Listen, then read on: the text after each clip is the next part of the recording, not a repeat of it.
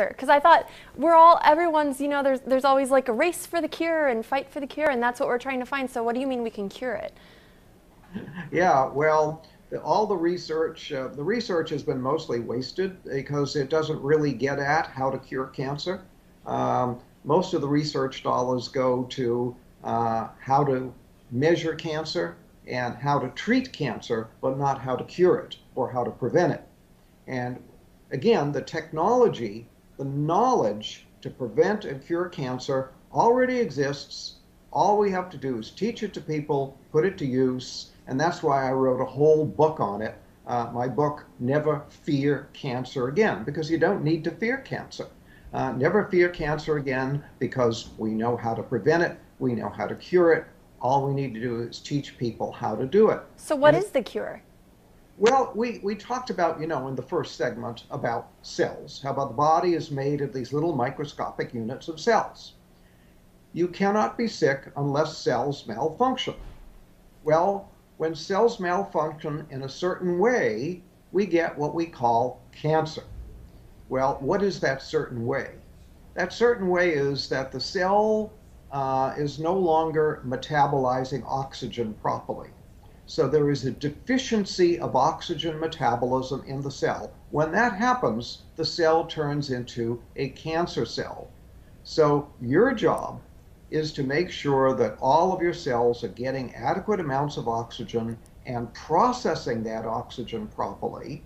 And then if you have cancer, you have to again make sure that the cells are getting and processing oxygen, and then the cancer simply goes away and disappears. I mean, we have people who read my books with stage 4 cancer, people who were sent home to die. They're told by their doctor, there's nothing more we can do for you. Go home, call hospice, die. They read the book, they cure their cancer, and it's all gone. It's so simple to do. So how do you make sure that your cells are getting enough oxygen? Because I can't tell. I mean, my cells look fine to me. I don't know. Yeah, well, they do look fine. Well, one thing you can do is to stop eating sugar.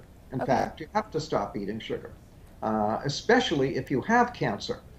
Cancer cells eat only one food, and that's sugar. Really? Oh, yeah. Oh, and I had they no eat idea. a tremendous amount of sugar. So if you eat sugar, you're feeding the cancer. So if you have cancer, you have to be off of all sugar. And if you want to prevent cancer, be off of all sugar. Sugar causes cancer in many different ways. For example, we talked about the fact that sugar lowers your immunity, damages your immunity. Well, your immune system is your #1 defense against cancer. So if every day you're constantly lowering your immunity because you're eating sugar, you're going to make yourself more susceptible to cancer. Then if you do have a cancer cell in your body, the cancer cell needs a lot of sugar. So if you're eating a lot of sugar, you're feeding the cancer cell, helping it to grow. Then if you're eating a lot of sugar, what happens is the body declares an emergency. When you increase the sugar content of the blood, the body declares an emergency and shoots a lot of insulin into the blood. The insulin tells the cells to suck up sugar. So the cells do that. They go and they take all the sugar up, but now the cell has too much sugar. And what the cell does is it produces a saturated fat out of the sugar, and then it puts the fat into the cell membrane. Well, when you put the fat into the cell membrane, you damage the ability of oxygen to get into the cell.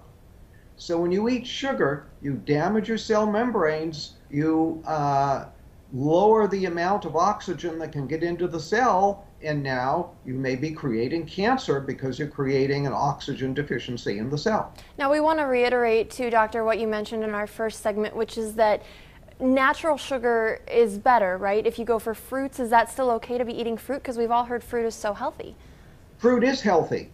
Fruit juice is not healthy because now you're getting too much bioavailable sugar too fast. But eating fruit is very healthy. There's nothing wrong with that. For example, I'll tell people with cancer to drink a lot of carrot juice, for example, and say, well, don't carrots contain sugar? Well, yeah, there's some sugar in the carrots, but the carrot juice is very, very healthy. So something like V8 might be a good choice.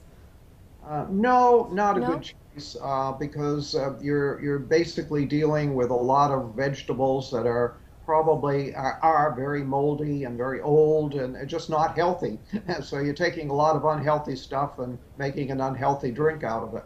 Wow, I thought V8 was the healthiest drink you could go to. Now, we only have a couple minutes left, but we want to talk about your other book, which is actually dealing entirely with weight loss. And this is something else you say, that people can lose weight for good and not do it through dieting, right? Absolutely, you shouldn't diet. Dieting is very bad for you.